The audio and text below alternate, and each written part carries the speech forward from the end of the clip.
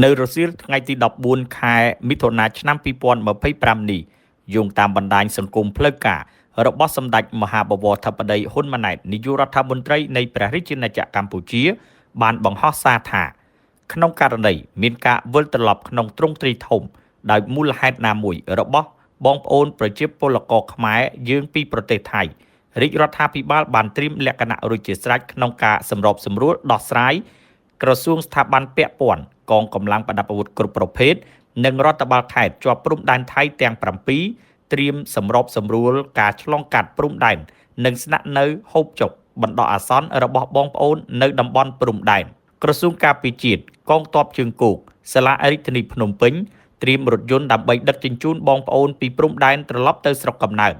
ក្រសួងការងារនិងបណ្ដុះបណ្ដាលវិជ្ជាជីវៈត្រៀមជួយស្វែងរកការងារក្នុងប្រទេសជូនបងប្អូនដែលត្រឡប់មកវិញដោយបច្ចុប្បន្ននៅក្នុងប្រទេសយើងនៅខ្វះកម្លាំងពលកម្មជាមធ្យមជាង70000នាក់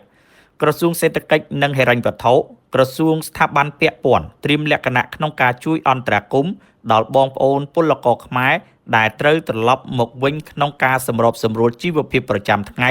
តាមរយៈកញ្ចប់អន្តរាគមន៍សេដ្ឋកិច្ចនិងសង្គមគិច្ចមួយចំនួនជាមួយគ្នានេះខ្ញុំសូមអំពាវនាវឲ្យសមាគមធនាគារនៅកម្ពុជា